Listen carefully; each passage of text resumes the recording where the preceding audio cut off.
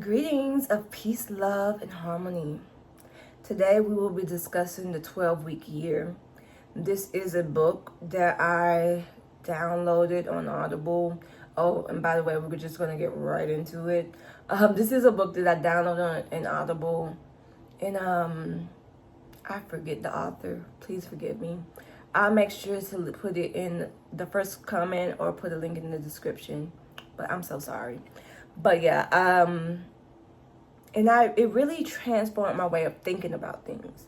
Because in the 12 weeks, it's like we make these yearly goals and we're like, it's gonna take us 365.4 days to get it done. And the author was like, it really don't take all that. All you need is 12 weeks. And so as I'm revisiting it, because I think I read this in 2024, as I'm revisiting it, or 2023, one of those, I'm thinking about how I can apply that in my life right now, especially when I'm doing so much that I want to build for myself and build for my company and build for my community, which is y'all. Like, what am I going to do? Like, how am I going to lift myself up and do those things? And this guy says you can do it in 12 weeks. All right, then. Well, I want to say this because, like, I'm going to, like, go on some key points. The first thing is that, like, it's 12 weeks. I know for us, it's like, oh, it's a quarter. So quarterly planning. It's not the same thing as quarterly planning. In quarterly planning, we're like, we have this big goal of, like, I want to get monetized in YouTube for a year. So we may say, in this quarter, I'm going to do this to help me. And in that quarter, I'm going to do this. By his metrics, it's like, this is something you can do in 12 weeks. Not in a year. So in 12 weeks, your goal needs to be getting monetized on YouTube.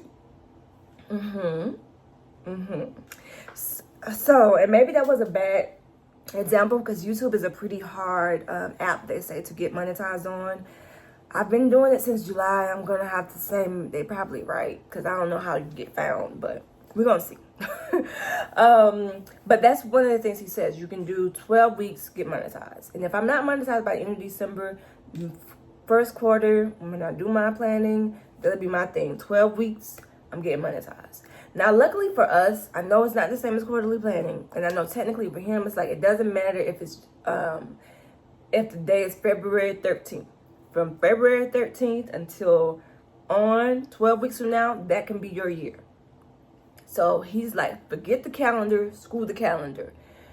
For him, I believe in reading books and using things for my own information so that I'm just not like being a slave to what was written. Like, no. I believe in doing what works for me and my mind and my brain. And so for me, being that we have 52 weeks in a year, and that's strategically broken down into 13 weeks per quarter, what I'm going to do is, like, for those quarters, I'm still going to break it down from like January to March. That'll be my 12 weeks.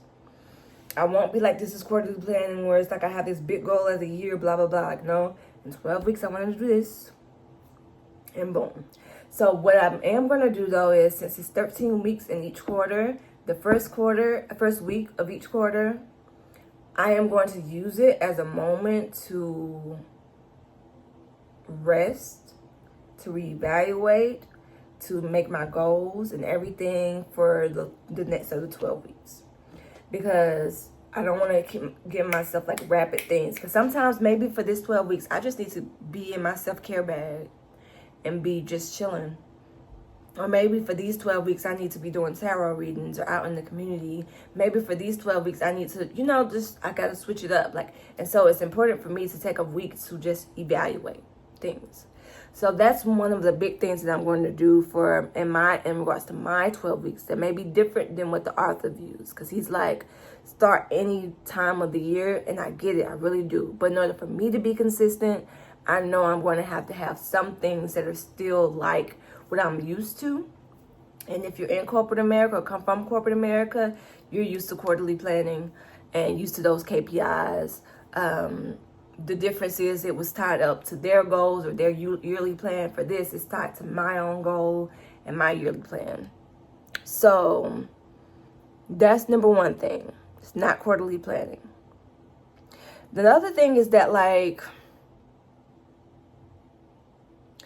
he talks about this execution gap, right? In other words, it's like, I'm going to read like a quote that he says. He says, most people have the capacity to double or triple their income by simply doing what they already know. And that's true, because a lot of times we can already know, like, oh, I need to do this, I need to do that, and that'll give me success. But we start to feel like we halfway do that, feel like it's not working, so now I need to go research a whole bunch of other ways to do things. I need a water break. One moment. All right, so I'm back. And so that's the biggest thing that he's talking about, is like consistent execution. Not doing it for this time and that time. And I want to be very real here, because this is different from hustling, in my opinion. This is also, and then also when you're manifesting or want to bring something into fruition, you have to make sure that your nervous system is cool, calm, and collected. And that's why I say that it's important to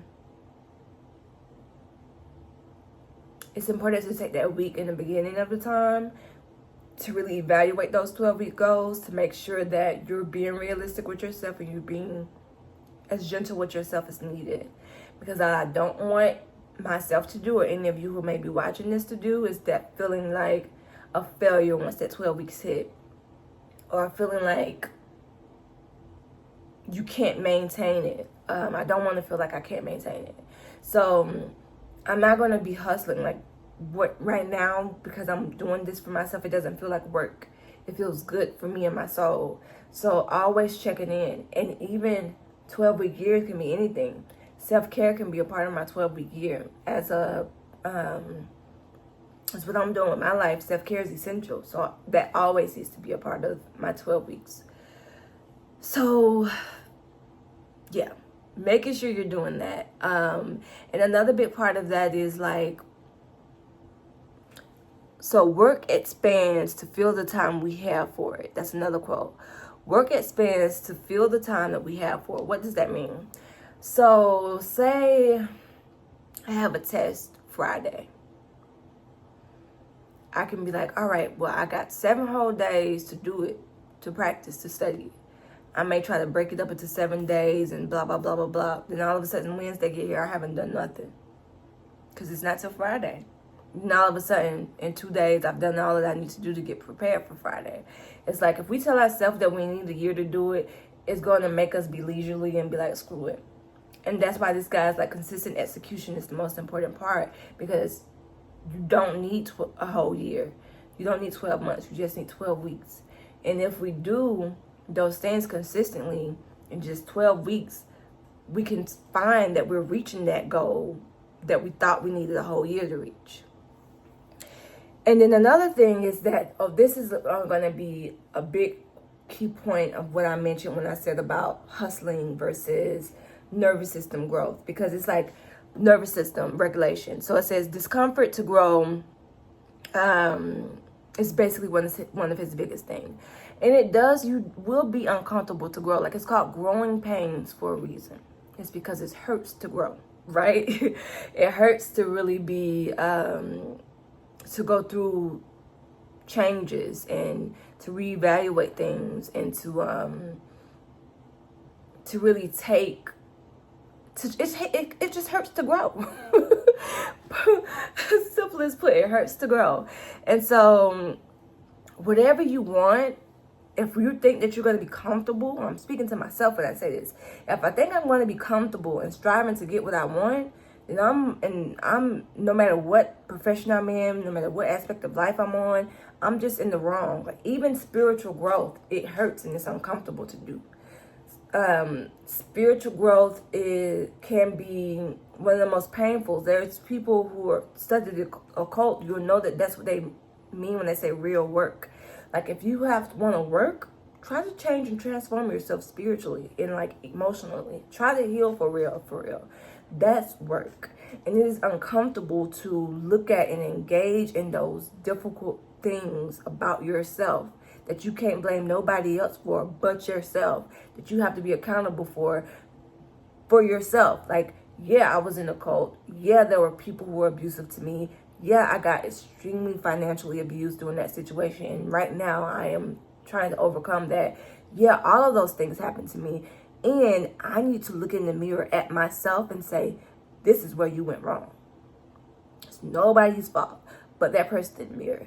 So it's a difference between being victimized and being a victim. I was victimized, but I am no victim. And I think that when we try to like grow, we can easily get into that victim stance. Like, I can't do it because of this, because of that. But no, you can do it with consistent execution, right? You can do it. So you're going to have to go through some discomfort. So basically, what do you do with this information I'm telling you? For me, I'm going to go back to what I said in the beginning.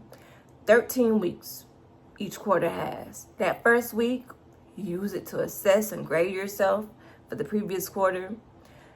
For me, in January, I'm going to just, for this previous year, because I'm starting anew and doing this whole 12 weeks and doing this quarterly planning, I'm going to just assess myself. What did I do? What can I change? What do I want to do in 12 weeks that's realistic? And so, and then I'm going to do that accordingly. I'm going to create a vision board for that particular quarter, for that particular 12 weeks, for that particular year. I'm going to have 4 years next year. How many years are you going to have? There's a guy on TikTok that says he has 3 days and 1 day. Yep, me too. So thank you all so much for watching. This has been 12 weeks and 12 minutes. Peace.